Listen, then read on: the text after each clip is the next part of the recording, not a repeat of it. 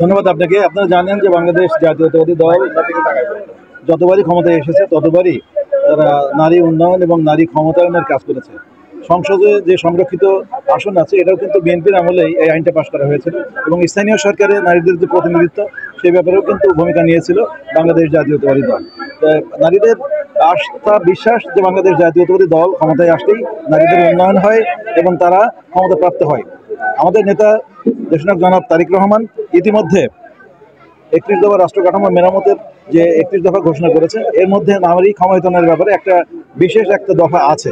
সেখানে বলা হয়েছে যে প্রত্যেকটি পরিবারে বাংলাদেশ জাতীয়তাবাদী দল যদি জনগণের ভোট নিয়ে আমরা দেশ পরিচালনা করার সুযোগ পাই তাহলে প্রত্যেকটা পরিবারে একটা করে ফ্যামিলি কার্ড দেওয়া হবে এবং সেই পরিবারের নারী প্রধানের নামে, এবং এখানে কিন্তু কার্ডটা পুরুষের নামে হবে না, এবং নারীদের ক্ষমতায়নের জন্য সংসদে আরও বেশি আসন বাড়ানো হবে এবং নারীদেরকে স্থানীয় সরকারে তারা যাতে ভূমিকা নিতে পারে সেই ব্যাপারেও পদক্ষেপ নেওয়া হবে এবং নারীদের মধ্যে যারা এডুকেটেড তাদের চাকরির ব্যবস্থা করা হবে এবং যারা খুব বেশি লেখাপড়া করেনি তাদেরকে টেকনিক্যাল ট্রেনিং দিয়ে তাদেরকে জনশক্তিতে পরিণত করে তাদেরকেও জব মার্কেটে পাঠানোর ব্যবস্থা করা হবে।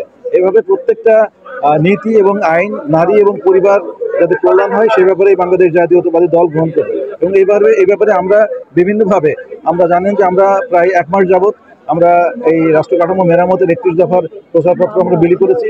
এর উপরে আস্থা রেখেই আপনারা দেখেন যে আজকে শুধুমাত্র একটা ইউনিয়নের নারী সমাবেশ, এখানে হাজার হাজার নারী কর্মী এখানে উপস্থিত হয়েছে। আমরা আশা করি আমরা সামনে যে নির্বাচন হবে সেই নির্বাচনে আমরা এই বর্তল ইউনিয়নে আমরা অভূতপূর্ব আমরা রেজাল্ট আমরা পাবো। ইতিপূর্ব আমরা এখানে জয়ী হয়েছি এবং সামনের দিনেও আমরা এখানে জয়ী হবো ইনশাল্লাহ। আপনি আরেকটা প্রশ্ন যেটা করেছেন যে এখানে সাবেক এমপি অধ্যক্ষ সরবুদ্দিন সাহেব স্বতন্ত্র প্রার্থী হলে সমস্যা হবে কিনা, তো এরকম একটা নিউজ গতকাল এসেছিল, কিন্তু আজকে উনি প্রেস রিলিজ দিয়েছেন, আপনারা পেয়েছেন কিনা জানি না। উনি ইতিমধ্যে বলেছেন যে না, এই নিউজটা সঠিক না, উনি স্বতন্ত্র প্রার্থী হচ্ছেন না। ধন্যবাদ আপনাকে।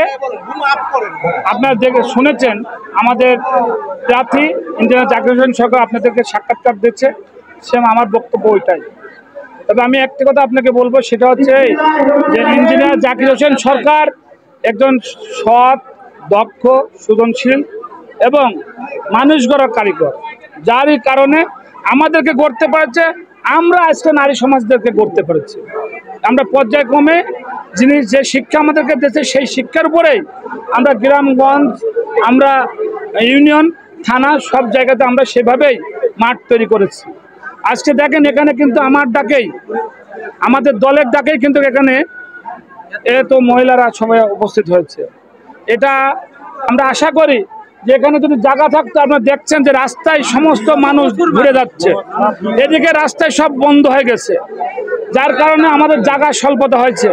এখানে 5000 চেয়ার দেওয়া আছে, 5000 চেয়ার আর 5000 মহিলারা সব দাঁড়ায় আছে। আমরা ভোটে ব্যালটের মাধ্যমে দেখাই দেবো যে জামাতের কোথায় যায় ঠেকাতে হয়। ইনশাল্লাহ আগামী নির্বাচন ব্যালটের মাধ্যমে জবাব হবে। ধন্যবাদ।